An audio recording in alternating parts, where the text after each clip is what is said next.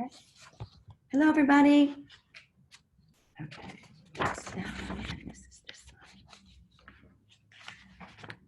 All right, here we go. All right, so then I'll do this so I don't look so scary. Hi, everybody. Welcome, welcome. We're just a minute away from starting. And so I thought oh my gosh, I look glistening. And that's what the Southern ladies say. Instead of saying, you know, that you're sweating, you glisten. So I'm really glistening, aren't I? You can tell I've been out in the plant. It's called our plant information center, and it is it's open air. So when it's 95, the air is 95 in there. So we glisten frequently these days. What a summer!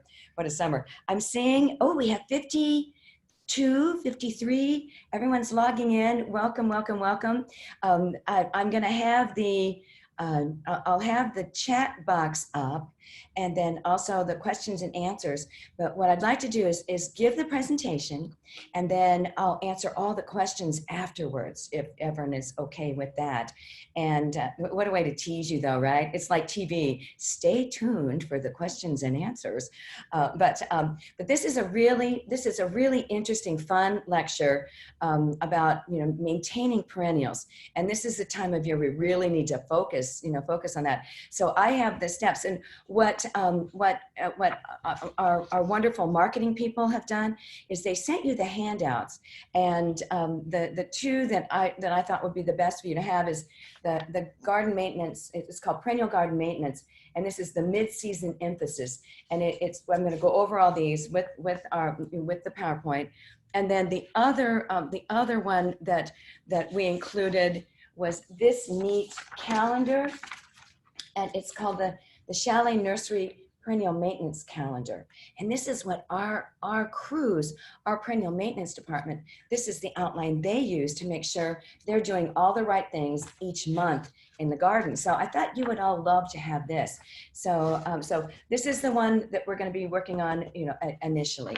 So, we've got 71 people. Welcome, welcome, welcome.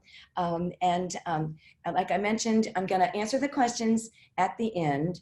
And then you're always welcome to send any of your questions to we have our Chalet, it's called our customer call center, and you can always call in. You can also email, the email address is hello at chaletnursery.com. I told everyone the wrong address. I think it was 2 lectures ago. I said help at chaletnursery.com. That won't do anything for you. It's hello at chaletnursery.com. And that's just the best way. It goes to the call center, and the call center sends it to the appropriate people to answer your question the quickest and most efficiently. So it's a whole new thing at Chalet, and it's really working well. It's really doing well. So I think we've got 79 people, and I'm going to go ahead and put up the question and answer column. Here we go. And I'm going to move this all over. And the question is it possible to get a copy of this presentation? If you're talking about the PowerPoint, nope, you can't have it. So, yeah, I was just reminded that we have this on our YouTube page. You go to the Chalet Nursery YouTube, and all of our presentations are posted on YouTube. So that's as good as a copy of the presentation. You can watch it whenever you want. And this is Tanya Haskett. Okay. It's usually up the next day, but sometimes for Fridays, it'll be up Monday. Did y'all hear that? It's usually up the next days, but sometimes when we do the Friday presentations, it doesn't get put up until Monday. So I hope that, and then we've got 81 people. I think we can just, wait, I want to put the chat column up too. So I have that in my eye screen here. And it's over here. And so then what we're going to do now is I'm going to share the screen of the PowerPoint. I'll be up in a little box, so you'll be able to see me. And let me see, share screen is this one right here. There we go. And it's this one right here. And share. Oh, I have to do the mouse. I'm learning. You all are watching me learn every day in every way. Oh, this looks really good. Okay, so there we go, everybody.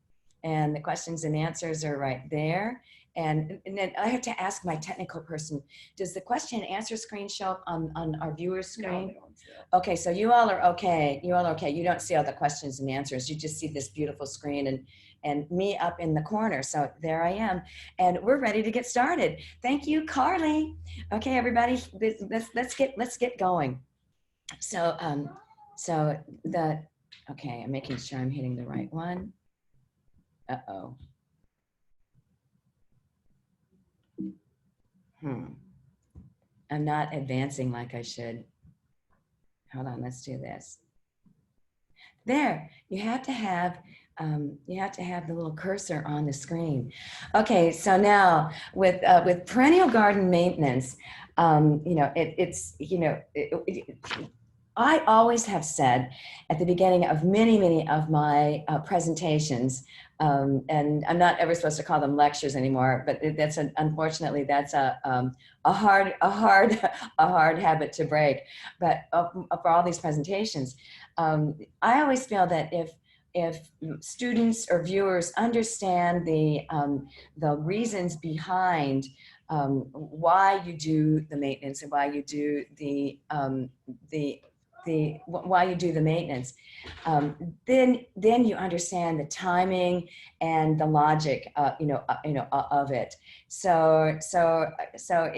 Then what maintenance turns into is gardening, which is what we do for fun, right? Isn't that's it? I know I can hear you all laughing out there.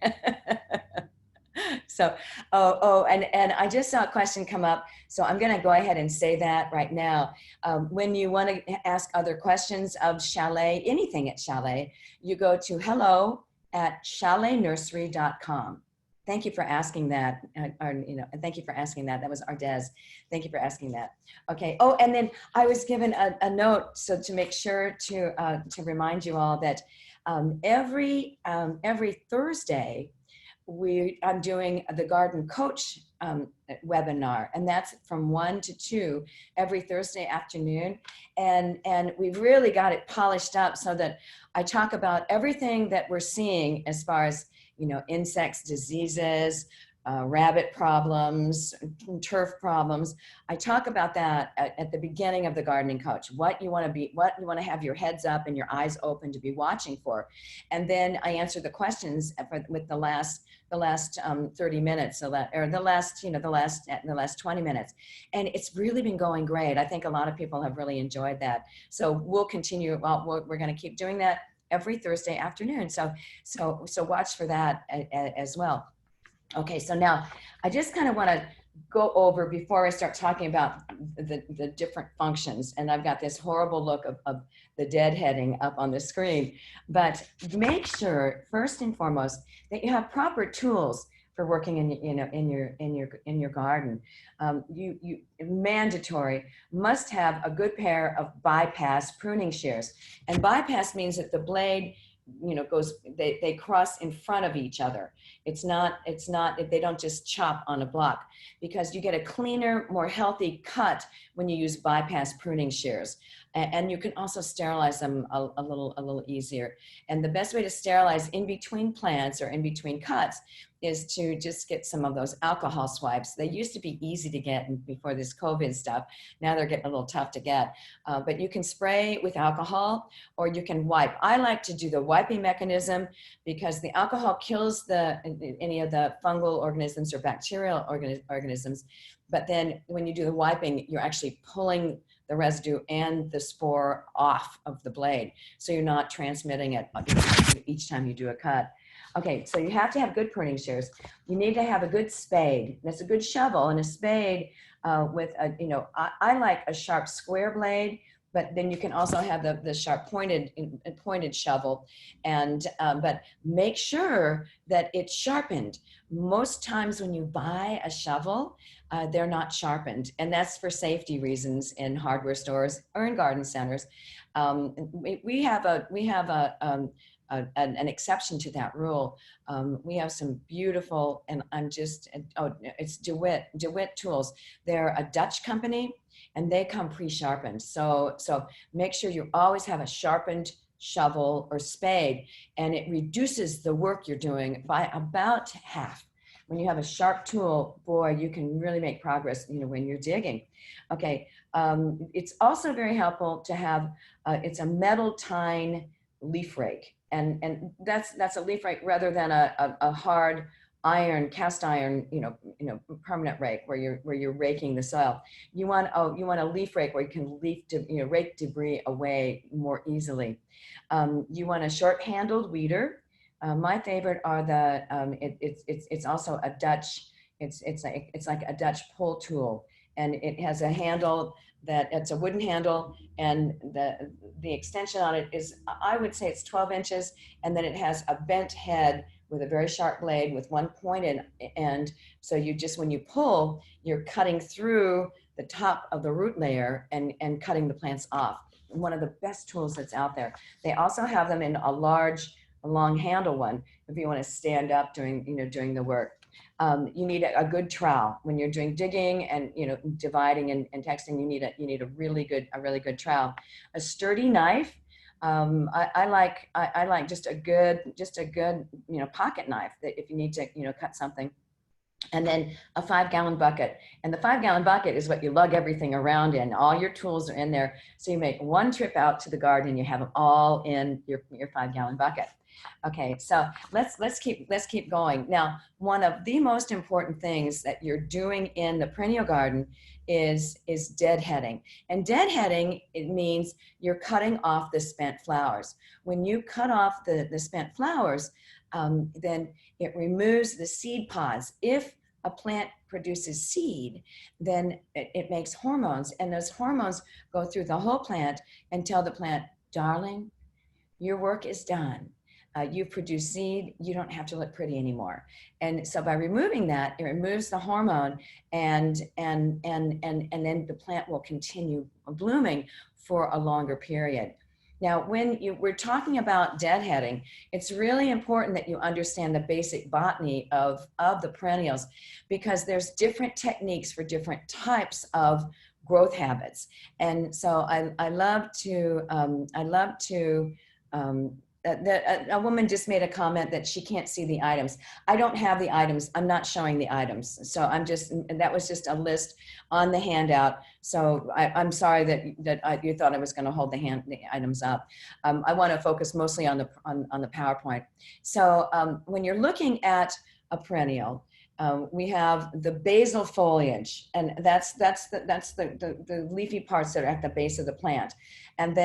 And then you have the terminal bud is at the very end of a blooming stalk. That turns into the terminal, or the flower at the very end of that.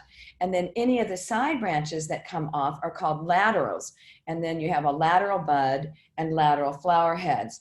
And then wherever a leaf actually attaches to a stem, that's called an axil. That's a leaf axil. And you'll understand why these terms are important, because I'll start talking about where to make the cuts. Okay, so then the next one. Now, when you have multi-branched flowering stems, like Scabiosa is a good example of that, where you have the wonderful basal foliage down at the ground level, and then the flowering stems come up, and it's a multiple branch. So at each branching structure, you get the flowers. So this is one that can be challenging if you're not understanding this. So you follow from the terminal flower, which is, you can see number 1 on the diagram.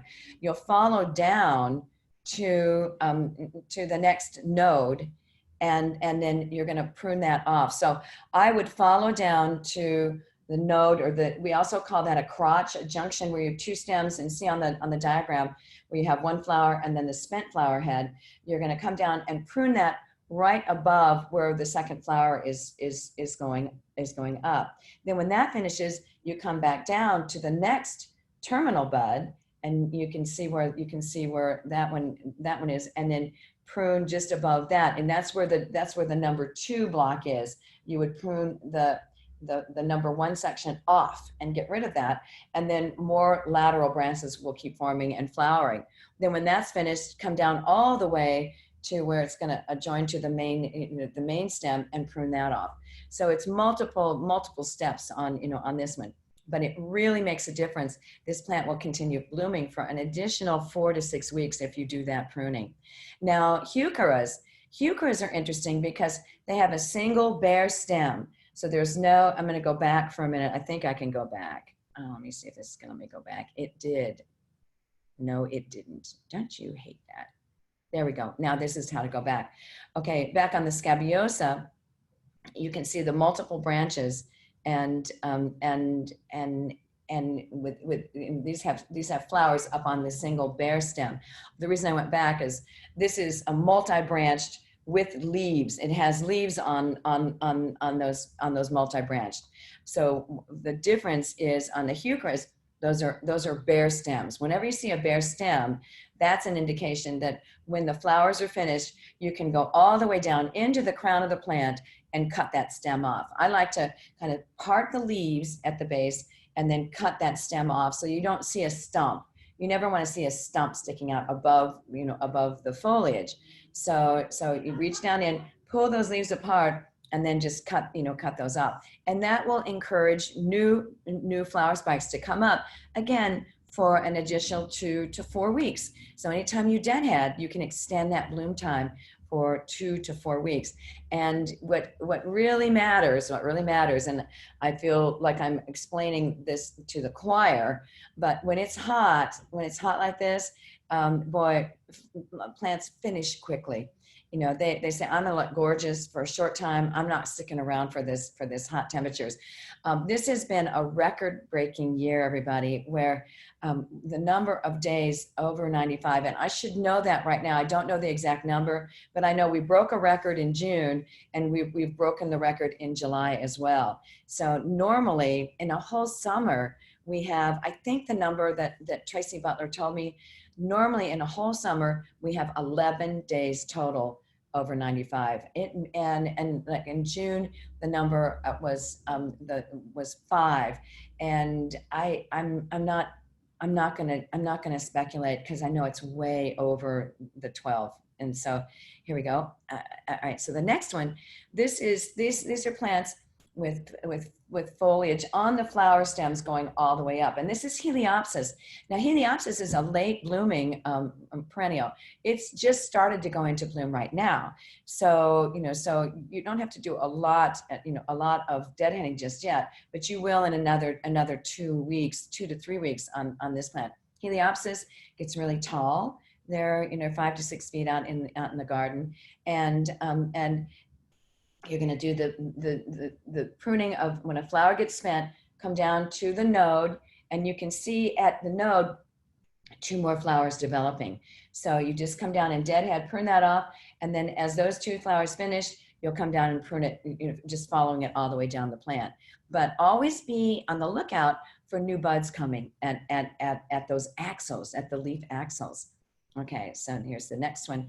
Now these are Campanulas or Campanula. You'll hear them pronounced both ways. I learned it as Campanula, and actually Campanula is the right way to say it because it's Campanula. It's always the accent on the second syllable.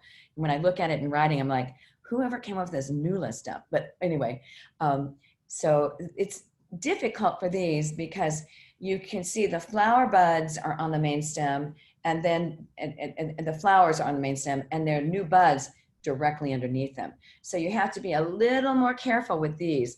You don't want to come down and prune the whole stalk off when the first sets of flowers are finished. You're going to come in and just take, and this is where you have, if you have like a scissor style needle nose kind of small pair of pruning shears, you can come in and just snip those small flowers off, and that really makes a difference. It will keep blooming for, and again, an additional 2 to 4 weeks. Okay, here we go. Now, this is actually a visual photo, which I love a lot easier. Daylilies are looking gorgeous right now. I was able to get out in my own garden last weekend when it was so nice and cool, and pull out a bunch of weeds. It was my back garden. I've been focusing on turning my front garden back into a civilized looking garden. I planted some natives in it 5 years ago, and the natives took over. And so I've been editing out in my front garden. It finally is looking, it's looking tailored again. And so then I didn't get to my back garden until I realized, oh my gosh, there were so many weeds growing through it. So what my focus was to get in and pull all the weeds out that were growing up through all my daylilies. And oh my gosh, even though it's blazing hot, my daylilies are looking phenomenal because they don't have the competition. Just getting all those weeds out makes such a difference, especially when it's so hot and water is such a limited asset that we have. Speaking of water, I wish I could see hands, everybody. I got 1.5 inches of rain at my house 2 nights ago. I ran out to check my rain gauge after watching the weather the next morning, and they were showing the map where there was one band where they got, you know, the 1.5 inches, but it looked like it went north of my house or where I live. And when I went out, I was so pleasantly surprised to see that I got 1.5 inches. My plants just look wonderful. But now back to daylilies. Daylilies are called daylilies because the flowers open for one day and then close back up, wilt out, and then all the rest you can see all the other buds that are ready to keep going, and that's on each flowering spike. So when the lily has, when the flower is closed, you just go in, and it's called pinching, and it's a technique you learn, you know, when you're in horticulture school, where you take your thumbnail and come in and you can see how, oh, that's my hand. Oh, that is my hand in the picture. And you come in and you just take your fingernail, and right where the petiole, that's the stem, is attaching it to the flowering spike, you just put your nail in and pinch it up. You can also do that with pruning shears. Come in and prune it up. Now, what you want to do is avoid leaving all of the spent flowers. And the horticulturists call these mush mummies. You want to avoid mush mummies because they just look so unsightly. And you've got those 2 beautiful flowers there that would just be stars if you didn't have all those mush mummies hanging around. And the other thing you want to avoid is letting any seed pods form, because if you leave those mush mummies on, the petals will eventually drop off, but most likely they got pollinated, and then there'll be seed pods. And that seed pod, the energy it takes to make the seeds is taken away from the energy that gets stored back into the root system to build the plant back up. So you want to deadhead and avoid those mush mummies. Okay, the next one. And here's now we're in July, and I'm just showing you the combination of the Asiatic lilies with the daylilies. It's such a beautiful combination, isn't it? Okay, so now when you're deadheading things like, this is Campanula or lady's mantle. And one of the neat tricks with lady's mantle is when you're deadheading that, you just take that whole flowering stem and then twist it. And when you twist it and tug it, that actually stimulates the new growth of the crown. So you get all this, instead of cutting it off, take that and just twist it and pull on it. And you think, oh my God, I'm gonna rip the plant out. Nope, it just actually twists off, and then that stimulates that new lush growth. And you get a whole new looking plant. And that's that starting in July, it looks really beautiful going all the way through and growing through the rest of the season. Gorgeous ground cover plant. I love Campanula or lady's mantle to edge along the edges of perennial beds. They're just so tidy and neat and really beautiful. They bloomed at the end of May all the way through June, and so you want to tidy this up. Now, another technique is pruning back to control the height of the plant, and also to control the bloom time and just the time bloom. This is a salvia, a perennial salvia, and you can see how the photo of the plant, the one plant was not pruned, and it went into bloom earlier, and you can see the flowering spikes, and the plant is thinner.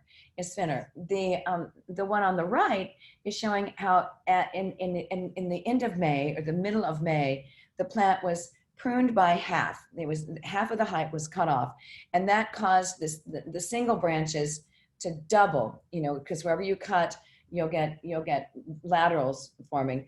And so you can see how thicker the plant is, and then how many more blooms there are. And it delayed the bloom by 2 weeks. And then the diagram over here on the right shows the proper way to do it. Don't just come in and cut it straight off. Actually cut it so it's mounded. You get a better looking plant when you mound it a little bit, like that. I like to encourage people to do that. You can do this with, instead of doing pruning shears, you can actually do this with hedge shears. But after I just said don't cut it straight off, but what you do is you come in with the hedge shears, turn the hedge shears upside down. So you're holding the handles like this, and so the handles are this way, and then the blade comes across like that. And so you're holding the handles this way, and then come in and you just cut straight across.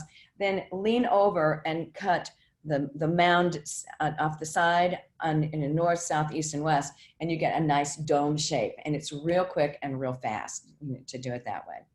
Okay, here we go. Oh, here, and then this is this is called, and I have to get my, you can't see my, hold on here. I'm trying to move this silly thing. Hold on. There. Okay. This is called stage pruning. And so there's, when a plant is finished blooming, we say, you can cut them down to the ground. And this is an example of a Heuchera, a coral bells. They also call that crane's bill. And you can come in and cut it down after it finishes flowering, and the whole thing will regrow foliage and then also rebloom. But in order to avoid having this big hole in the middle of the garden where you just cut the whole thing down, you come in and you cut the front half down, after it finishes, when it's finishing blooming. The back half stays in bloom, and then when it finishes blooming, you come in and the front half is growing up again, that's in C, and then cut the back half off, and then it all regrows again. So you stage it, and it's called stage pruning. So you actually always have something to look at. And so that's one of the wonderful tricks that I learned from my good friend. Her name is Tracy DeSabato-Aust, and she wrote a wonderful book about maintenance and pruning. Her nickname is Tracy Scissorhands. And on your outline, the reference books are on that I'd like to have you, and it's called The Well-Tended Perennial Garden from Tracy DeSabato-Aust. It's a Timber Press book. It was back in the early 200s, and she did an updated version in 2006. That's really a great reference book to have. Any plant you have, you can look it up and see exactly how to prune it. Okay, the next one. Here we go. Oh, this thing doesn't want to work. There we go. Okay. Okay, here we go. All right, so now Deadhead and spray Phlox. This is the best time to do this in July. So the first sets of blooms are there right now. And I have a beautiful one in my garden. It's the white one called David. And David is one of the ones that's resistant to powdery mildew. But with the heat and the high humidity we're having, powdery mildew is showing up everywhere. So keep an eye on your Phlox. And it would be worthwhile to spray them with a systemic fungicide, and Immunox is my favorite. There's also a great product from the Bio Advanced company, and it's the 3-in-1, and it has an insecticide, a fungicide, and a miticide, which, by the way, everybody, I'm seeing mites, spider mites on everything. I'm probably getting 12 samples a day of perennials and shrubs that are showing spider mites. Spider mites are a hot season insect. And when it's this hot and humid and we're not getting a lot of rain, the spider mites just go wild. So we just got the Bio Advanced all-in-one it's called the 3-in-1. We just got that back in stock yesterday. So everyone can come running in to buy it. We were sold out for a week. So it's all back in now. But you can see how over on the left picture, you take your pruning shears and you hold on to the spent flower, take the pruning shears down to the next node where a next flower branch is coming out, and prune off and get rid of the spent blooms. And that will keep that phlox blooming. You can keep the phlox blooming for a good month to a month and a half, by deadheading it.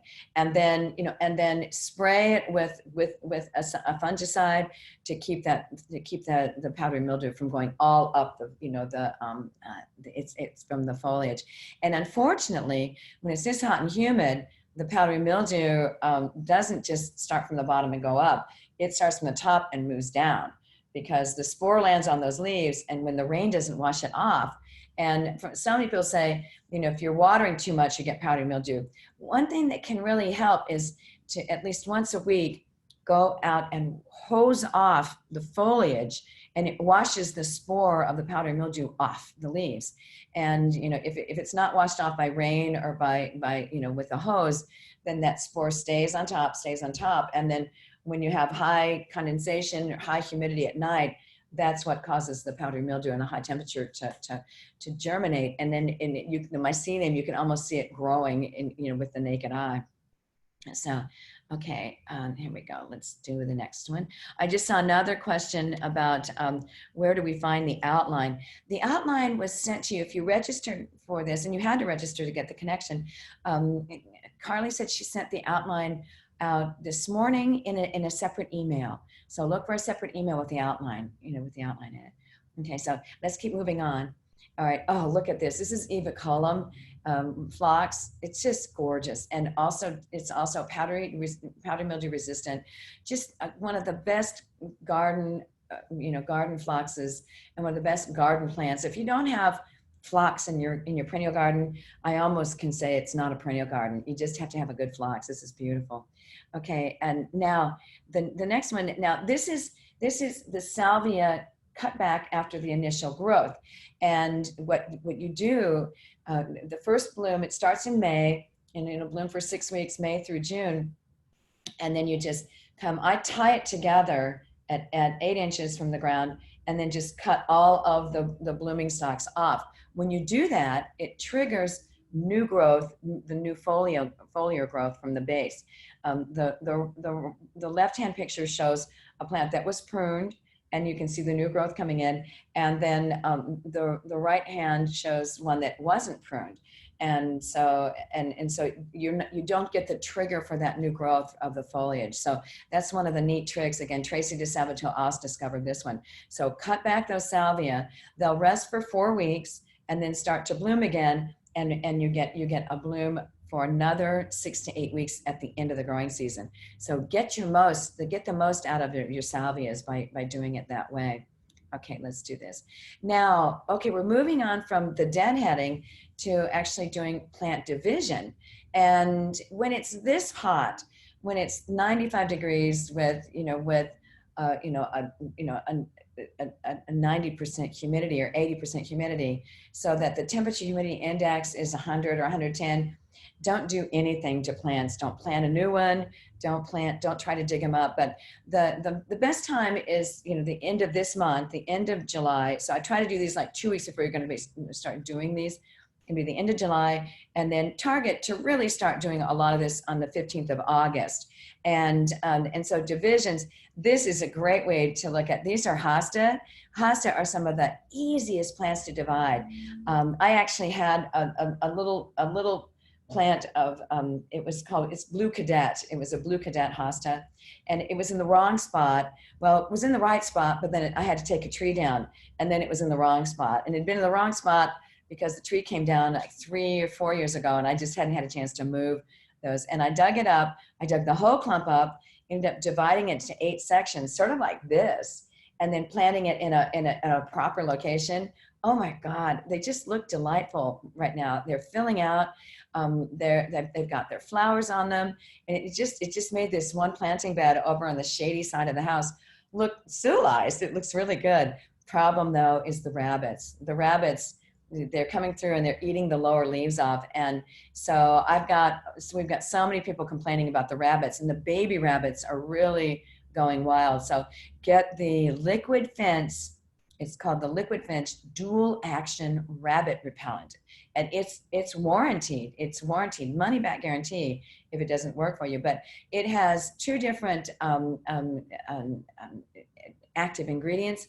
One is cinnamon. Isn't that fun? Cinnamon. And then the other is capsaicin. And when the baby rabbits don't have a sense of smell or taste until they become adolescents. And so these repellents of the cinnamon and the capsaicin are wonderful because they actually burn their mouths, and burn not like a fire burn, but burning like if you ate a habanero pepper. And so they go someplace else to eat. They leave your restaurant because they think your food has gone to the devil.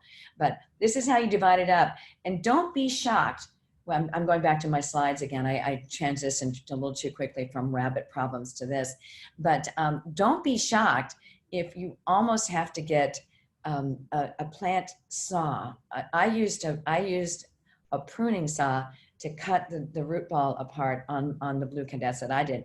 And you can see how this one had, there was a sawing effect to cut those into those divisions. So they're really easy to do. And so again, I wouldn't do this right now on these plants just because of the heat. But once we get, a break from this bad weather, you can go to town on hostas. Dividing things like daisies. Daisies are a plant that they'll bloom themselves to death. And so this is a perennial that needs to be divided every 3 to 5 years. And you can see how fibrous these roots are, and fibrous, and then how they have the runners as well. So instead of cutting, with a sharp spade, dig the whole clump up and then just tease them apart, tease clumps apart as easily as you can. And then that leaves some of the roots more intact. And then I like to take a whole clump and divide it into quarters.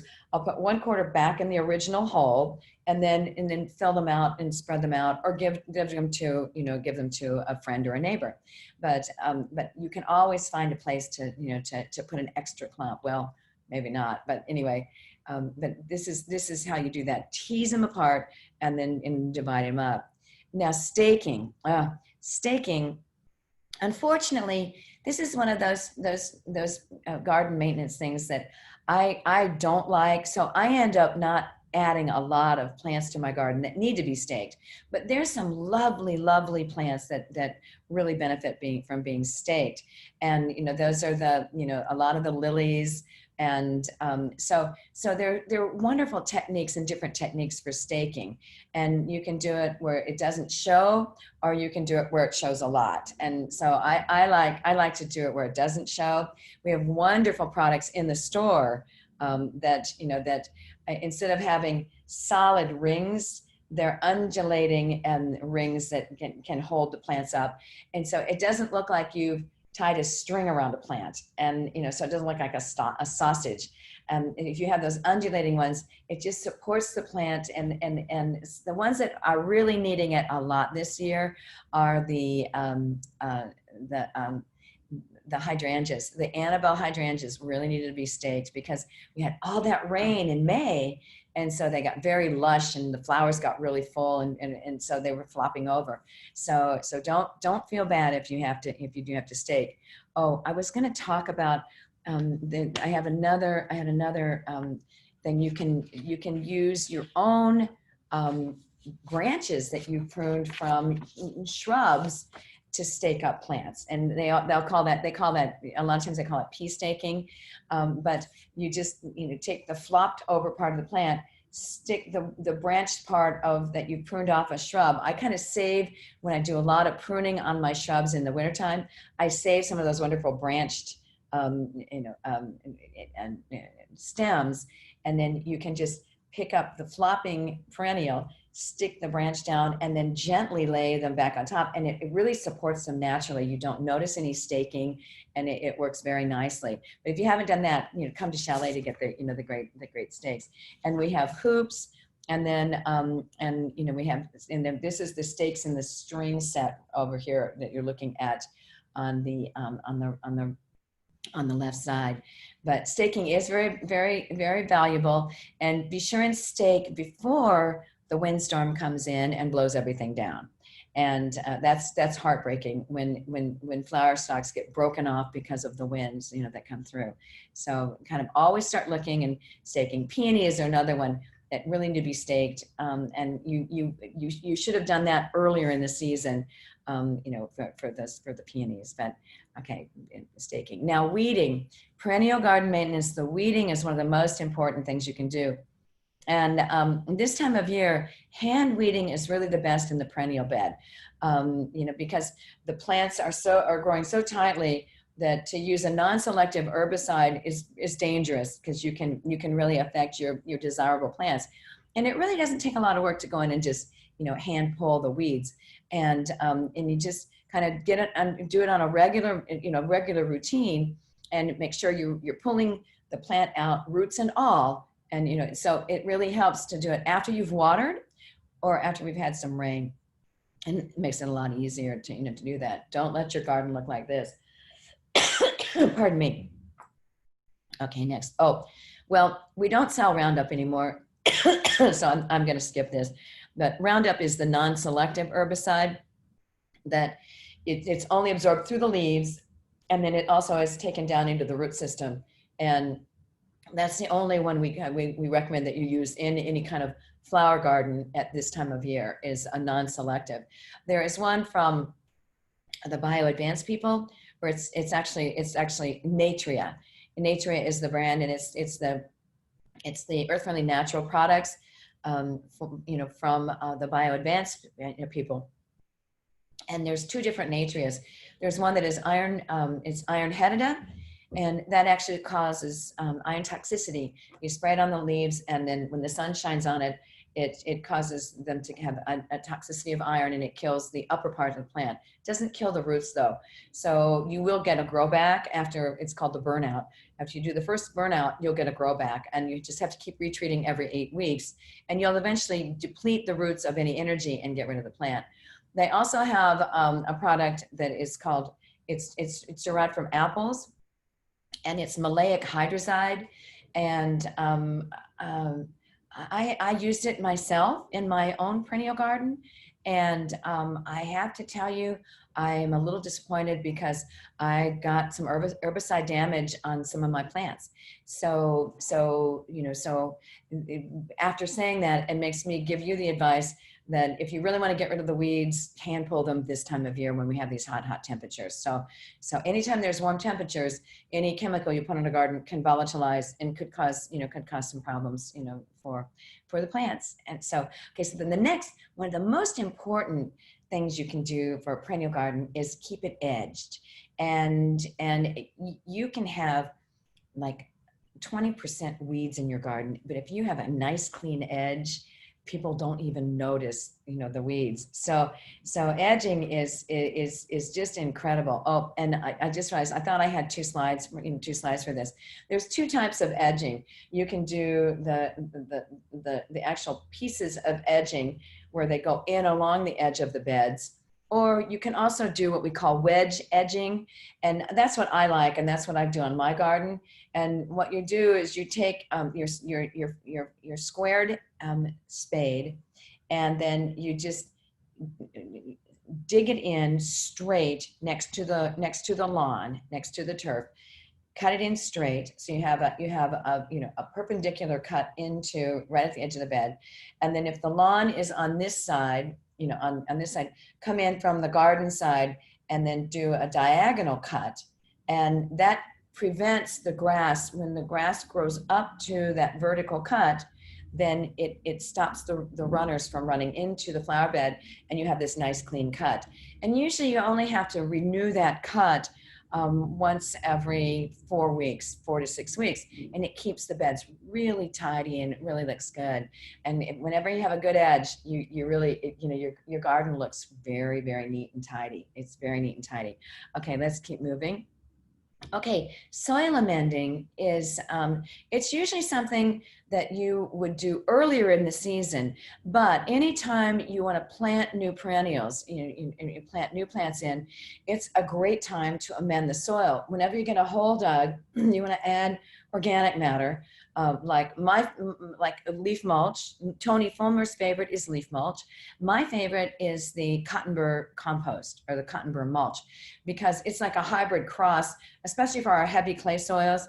It has some larger particles from the stems and the burr. And so it's almost like adding like shredded bark. But then you also have the leaves that have been composted. So it's like a leaf mulch. And so you get something that will break down into the humus and feed the soil and grow the soil. And then you also have that aeration. So I like to add that to the hole and, at the bottom of the hole, stir it into the bottom of the hole. And then I mix a 20% of the organic matter with the soil. So one shovel of the organic matter and then 4 shovels of the soil that I dug out, mix that together and then fill that in around the plant that I'm planting in. And little by little, your whole garden gets amended like that. And then mulch with that same mulch, starting 4 inches away from the crown of the plant and then just out all over the open soil to hold down weed growth and also to keep the soil temperature and the soil moisture more consistent. Okay, and then let's keep going here. Fertilizing. The best time you can fertilize up to, well, this is the 17th and the 16th and 15th were 2 days ago. You could still keep fertilizing this week and give a higher phosphorus fertilizer for anything in this a flowering plant, or in the perennial garden. My favorite is the Dr. Earth, and it's either called Flower Girl or Bud and Bloom. And you add that, and it's 1 cup every 10 square feet. So every 5 by 2 area, you sprinkle 1 cup. Or if you have a plant that's growing in a 3 by 3 space, that's 9 square feet. You sprinkle that fertilizer on the ground all around it, and just leave it, and it lasts for 60 days. So you don't want to fertilize at the in the middle of August or in the middle of September, because if you do that, you'll keep the plants actively growing, and then they ignore the signal from Mother Nature, the shorter days and the cooler nights, and they won't go dormant. And then that sets them up for damage if we have an early frost. So you don't want to keep pushing them with fertilizer late in the summer, but now July is the best time to give it 1 more application of fertilizer and really keep things going right. Now, supplemental irrigation, you hear me saying this over and over again. At 75 degrees or cooler, our gardens need 1 inch of rain to stay happy and healthy. And that's our lawns, our vegetable gardens, our roses, our trees and shrubs, our perennials. So if we're not getting that, then here's an additional bit of information. For every 10 degrees above 75, like 85, we need to have another 1/2 inch of rain. So that means when the temperature's been in the 80s, the 85s, 1.5 inches of rain a week. In the 90s, 2 inches a week, and we just are not getting that. So that's when you want to do supplemental irrigation. And if you set up your sprinklers and you want to supplement, and so 1.5 inches a week if we're not getting rain. And so I like to run them 3 times, Monday, Wednesday, and Saturday. And then you want to set up measuring cups like this because you want to calibrate your irrigation system. It sounds real fancy, and you can tell turf guys did this test. I just usually put one right at where my sprinkler heads are originating, halfway through their field of flow, and then at the very end.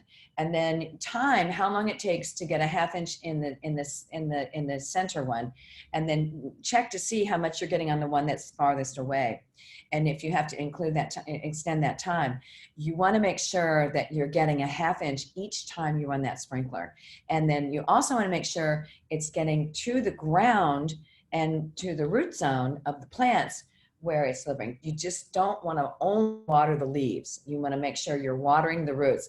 If your system is not doing that, and you're extending it for a period of time, then be sure and hand water with a watering wand, so you can get that watering wand right down to the ground level to make sure that those root balls are getting nice and saturated. If you've planted new things, then really make it an effort to either hand water with a watering can, a bucket, or a watering wand. Make sure that root ball is getting nice and saturated, because we're seeing a lot of plants that aren't getting that, and they're collapsing with this heat. So make sure you're doing a good job on that. So then, and then the water. Now, pest control, and I love this. I love this photo. Laura Justice found this photo, and thank goodness we don't have locusts like this. This is in Africa, and thank goodness we never have this problem. But there are times where I think the slugs look like if slugs could fly. That's oftentimes how many we have. And then Japanese beetles are pretty close to this. I hate Japanese beetles, and they're everywhere right now. The other thing we're seeing lots of, I mentioned spider mites, and then aphids. Aphids. So my favorite solution for most of these insect problems is to use a systemic, and it is a chemical, but if you spray in the evening when all the pollinators are back at their hives, that's when the bees go back to their hives and the butterflies are kind of resting for the evening in trees and shrubs, then spray, and it's absorbed in the leaves when it's a systemic. It's absorbed in the leaves. Any insects that are present when the spray is wet get killed, but it's absorbed in the leaves, and any insects that come back within the next 30 days and take a bite of that leaf that has been sprayed, they get killed. So I like that better than even using an earthly natural product where you spray it every time you see an insect. You're going to get a lot of collateral damage from the beneficial insects, or of the beneficial insects. So I like the systemics, and unless you have a dedicated yard where it's a butterfly garden where you want the leaves to be eaten by the caterpillars, then you can get by using those systemics very, very efficiently and very safely. Okay. Then here, this was me several years ago. Oh my goodness. I remember those earrings. I like those earrings. Okay, so you want to identify insects and diseases, get them identified properly, so you're using the proper control for it. And so bring those in to, we've got a staff of, we usually have 3 people at a time in the plant information clinic. And if somebody doesn't know it, then then one person, we'll get it researched and figure it out for you. But that's the best thing to do, is find out what they are, and then treat them accordingly. And then the importance of cleanups. Cleanup is something you do every spring and every fall. And it's too early for that right now, but I just want to talk about that, so that if you don't have someone that does a cleanup for you, our landscape division, and it's our perennial division of the landscape. It's our specialty gardens division. They will do cleanups. They'll do spring cleanups and fall cleanups. So you can always contact them if you need help doing those kinds of things. This is the information. Laura Justice is the person in charge of that. You can ask for that, or call our customer call center and specify that you want to get some services for you, especially garden services. They will also add annual color, do seasonal plantings, and then help you with getting a well-designed space in the thing. Now I'm going to go to questions. I want to make sure I've covered everything else in my outline. Yeah, I covered all of these things. And let me just take a look at the questions and answers. And so I've got the questions and answers here. Where can I find the outline?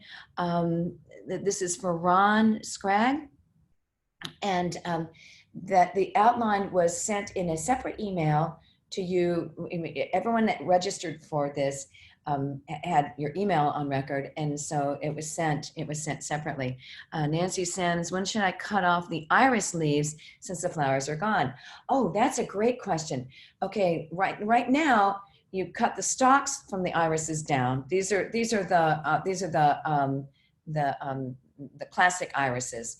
And then you want to leave the foliage or the leaves up until August. And then that's when you fan them. It's called fanning. So you have all those spiky leaves. And one of the techniques, and the reason you cut those down is called fanning, is they recharge the tubers.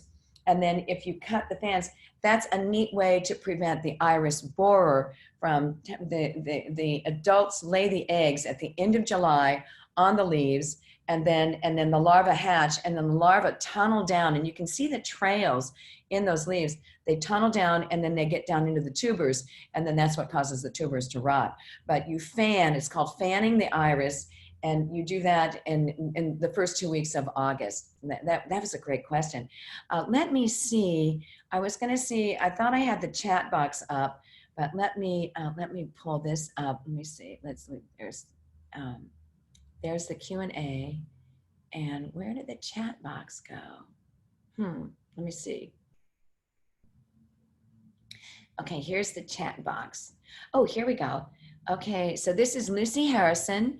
Okay, if you do this again, it would be helpful to have pictures of the tools you described. Oh, thank you. All right, we'll do. If it is okay, this is from Joan Johns. Is it okay to prune and pick off the deadheads with your hands? Yes, it is.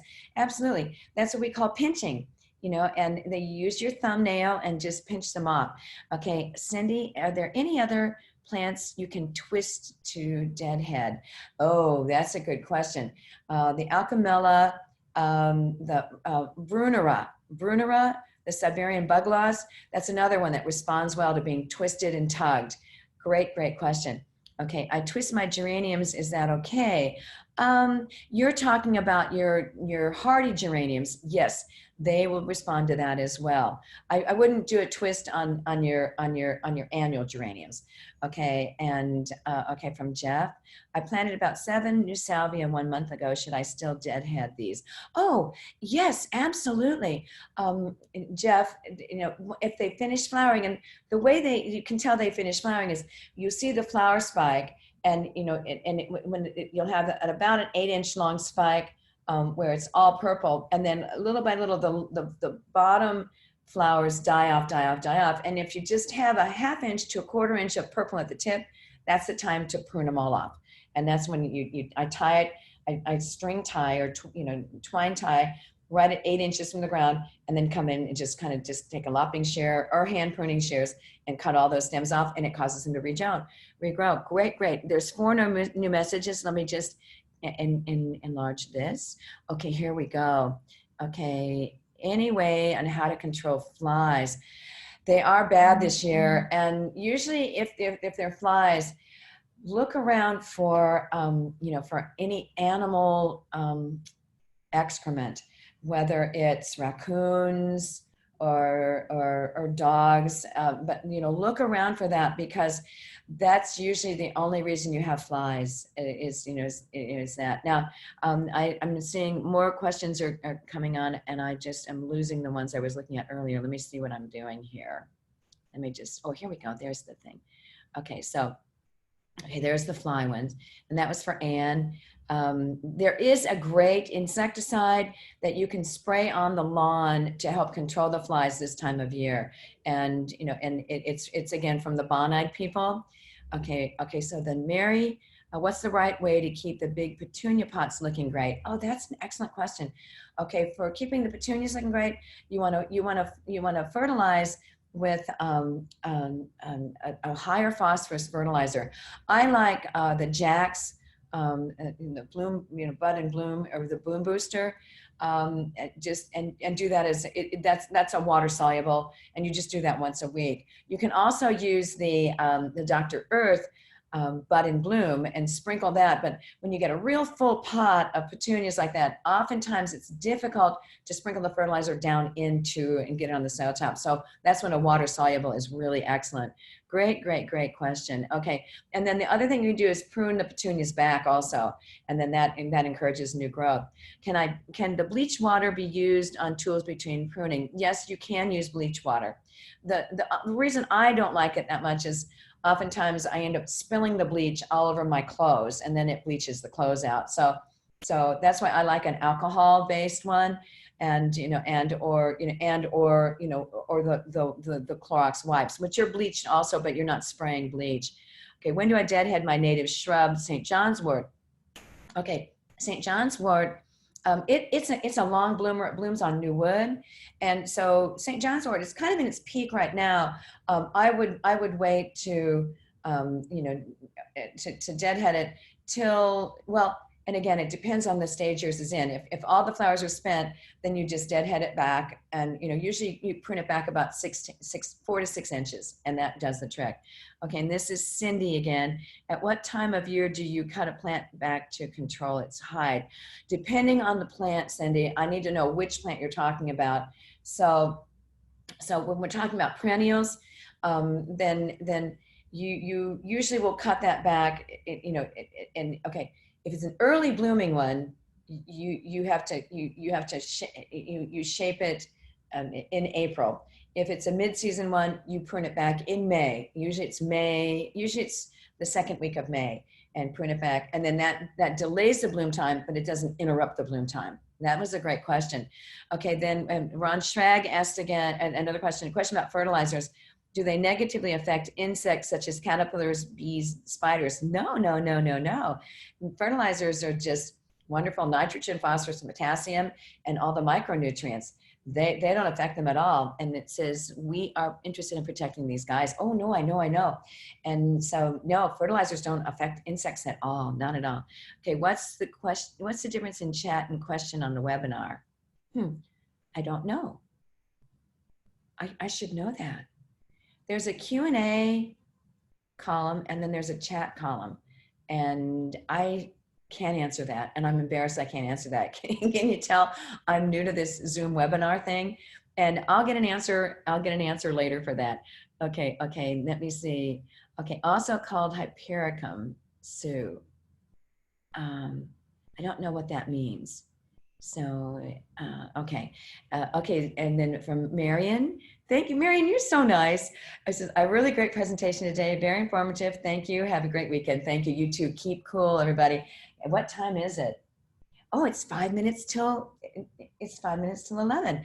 We're doing this great, you guys. Okay, and another question from Mary. Is it okay to clear out the yellowed daylily leaves? Oh, absolutely. That's called dead leafing, and I didn't talk about dead leafing. Anytime you see leaves that have yellowed out, it's perfectly fine to prune those back and get rid of them. And Brunera is notorious for having the need of dead leafing. Don't you like that? That Tracy DeSabato came up with that term. Get rid of the old foliage, and that encourages new growth of new foliage. So that's why you want to fertilize, and then keep them well watered, and then that will encourage the new growth of the new foliage. So, okay, let me see. I think I've done it, and I don't see any more questions in the Q&A column. So I think we did it, everybody. Thank you so much for staying, and following all of our wonderful webinars. And I love when we see the numbers that we had today. That indicates to me that we're really hitting on the right topics that you want. And keep the feedback coming. Don't forget the garden coach next Thursday. If you want current, it's breaking news of what we're seeing out in the gardens. Then I'm seeing all these wonderful thank yous. Thank you, everybody. It's really fun. I love doing this, and you all are great. So, keep in touch. Keep in touch. All right. Thank you. Bye-bye now.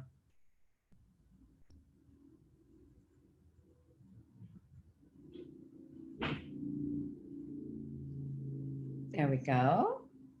And I'll just say bye. Thank you again. Oh, there's another one. Oh, just a whole bunch of thank yous. This is so great. You guys are wonderful. Thank you so much. Thank you so much. And they're just popping up and popping up and popping up. That's good. Oh, someone asked, thank you. This has been great. Keep the webinars coming. Can I get the Garden Coach link? Well, what you do for the Garden Coach is go to our website and look at the virtual learning, and it's like another class, and you just register for it, and then you get the email either the morning of or the day before to link on at the correct time. So, okay. All right, y'all are great. It's wonderful. Thank you so much. And it's 11:03, so I'm gonna shut it down now. Bye, everybody.